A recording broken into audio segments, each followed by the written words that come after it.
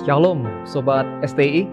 Sebelum kita melangkahkan kaki kita untuk menapaki segala aktivitas tanggung jawab kita sepanjang hari ini, mari kita merendahkan diri depan Tuhan, mari kita membaca, menggumuli firman Tuhan, dan biarlah firman ini menjadi dasar menuntun segala aktivitas kita sepanjang hari ini. Renungan kita pada pagi hari ini terambil dalam Yohanes pasal yang ke-6, ayat yang pertama dan yang kedua. Demikian firman Tuhan. Sesudah itu, Yesus berangkat ke seberang Danau Galilea, yaitu Danau Tiberias. Orang banyak berbondong-bondong mengikuti dia, karena mereka melihat mujizat-mujizat penyembuhan yang diadakan terhadap orang-orang sakit. Sobat ST yang terkasih, ketika kita ingin masuk di dalam pekerjaan, pelayanan, dalam organisasi, seringkali ada interview, bukan? Interview itu, dalam interview atau wawancara itu, satu pertanyaan yang sering dilontarkan adalah, apa sih motivasi Anda mengikuti pelayanan ini? Apa motivasi Anda terlibat di dalam organisasi ini? Atau apa motivasi Anda sehingga Anda melamar di perusahaan ini?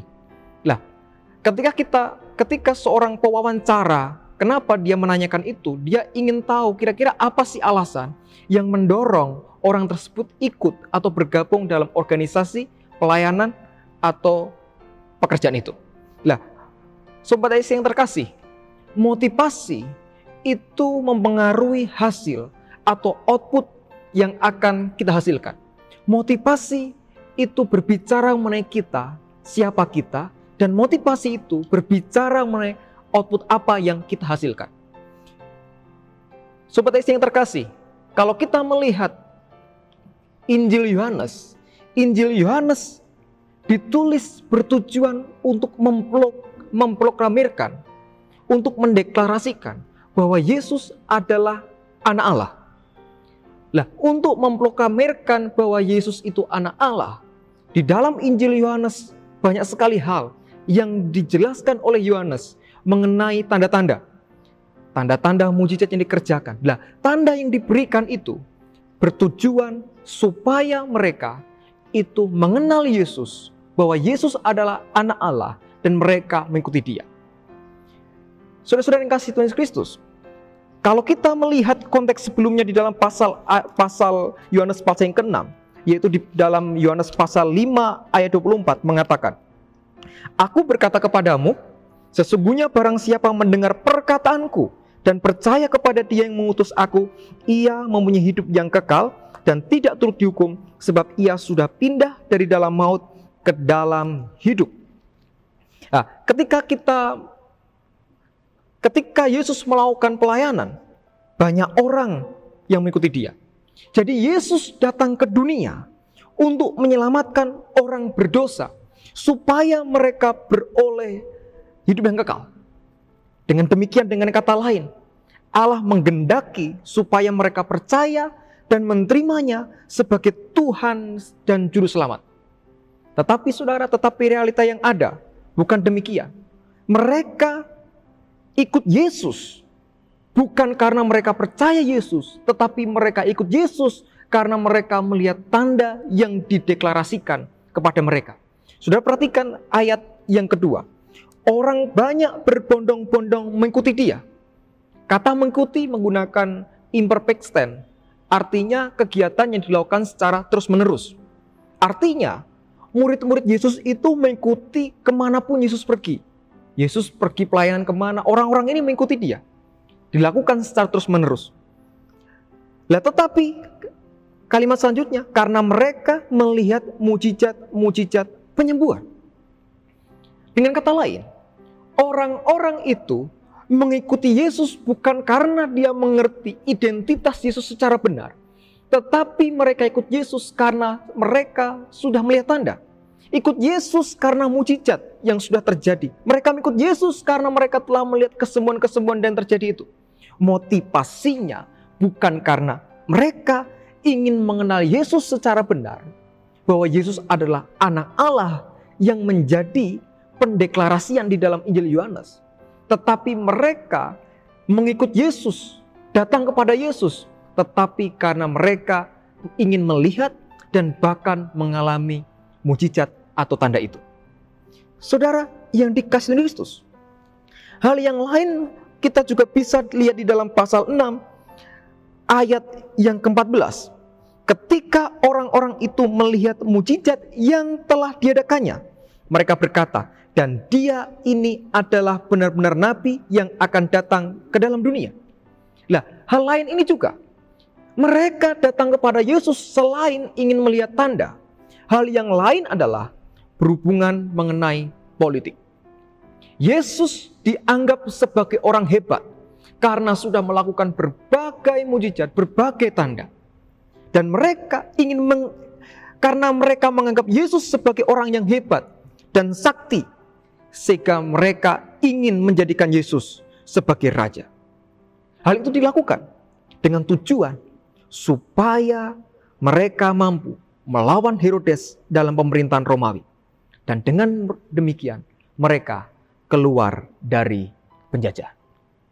Sobat Esi yang terkasih, motivasi orang-orang yang mengikut Yesus atas dasar ada motivasi tersendiri. Bukan karena benar-benar ingin ikut Yesus, kenal Yesus, tetapi karena ada motivasi tersendiri.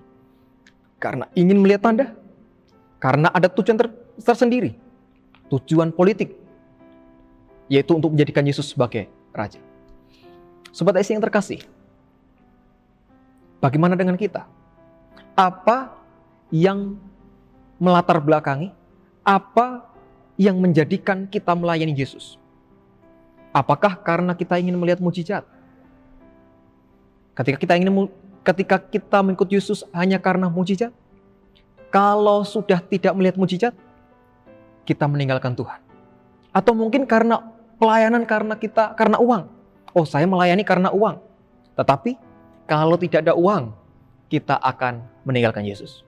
Atau mungkin kita melayani Tuhan karena kita pengen dikenal, pengen tren. Contohnya Pastor Graham mungkin. Supaya kita follower kita banyak di Instagram mungkin. Kalau kita sudah tidak dihargai mungkin dan kita tidak terkenal, kita mungkin sudah meninggalkan Tuhan dan tidak mau melayani Tuhan. Artinya, motivasi kita akan mempengaruhi siapa kita dan akan mempengaruhi hasil yang kita akan hasilkan. Saudara, salah satu tokoh namanya Abraham Maslow, kalau saudara pernah mendengar itu. Abraham Maslow memperkenalkan satu teorinya mengenai motivasi. Teori yang dikemukakan oleh Abraham Maslow itu ada tingkatan-tingkatan mengenai motivasi, yang melatar belakangi motivasi. Dari yang terendah itu fisiologis, kemudian rasa aman, kemudian kasih sayang, kemudian penghargaan, yang paling atas itu adalah aktualisasi diri. Lah, Abraham Maslow ingin menyatakan bahwasanya ada kebutuhan-kebutuhan dari yang terendah sampai yang ke atas. Lah, saya menyoroti yang paling ke atas, yaitu aktualisasi diri. Tetapi saudara, aktualisasi diri itu bukan berarti kita dapat mengartikan itu menonjolkan diri ya. Tetapi aktualisasi diri itu bisa diartikan menghadirkan diri kita. Menghadirkan apa? Menghadirkan apa yang kita miliki ini untuk melayani Dia. Contohnya, kita memiliki karunia untuk bermain musik. Mungkin kita memiliki karunia untuk melayani Tuhan dalam suarat. Mungkin kita bisa melayani Tuhan di dalam hal yang lain. Lah, apa yang kita miliki itu kita hadirkan untuk melayani Tuhan. Jadi motivasi kita harusnya bersumber untuk menghadirkan, ada keinginan untuk menghadirkan karunia, talenta yang Tuhan berikan itu oleh karena kita telah dikasih oleh Tuhan. Oleh sebab itu, mari kita awali pagi hari ini dengan satu kebenaran. Pergilah, layanilah Tuhan dengan motivasi yang benar. Sebab Dia layak menerima yang terbaik dari kita. Amin. Tundukkan kepala kita, mari kita berdoa. Segala puji, hormat, dan syukur kami naikkan kepadamu Tuhan. Kami bersyukur sebelum kami melangkahkan kaki kami boleh membaca, merenungkan firman-Mu. Tolong kami untuk kami mengerti, menyadari bahwa kami adalah hamba yang telah Tuhan pilih, yang telah menerima keselamatan daripada Tuhan, supaya kami juga mampu untuk melayani dengan motivasi yang benar, dengan motivasi yang tepat.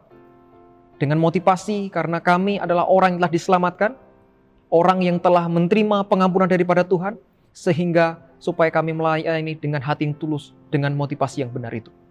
Terima kasih, tolong kami, untuk kami selalu bisa memberikan yang terbaik, karena Engkau layak menerima terbaik daripada kami semua. Terima kasih Tuhan, saat ini kami akan melakukan aktivitas kami sepanjang hari ini, dari pagi sampai malam nanti. Terima kasih, kami menyerahkan sepenuhnya kehidupan kami ke dalam tangan pengasihan Tuhan. Di dalam nama Allah Tritunggal yang Esa kami berdoa. Haleluya, haleluya. Amin. Selamat pagi, Tuhan Yesus memberkati kita semua.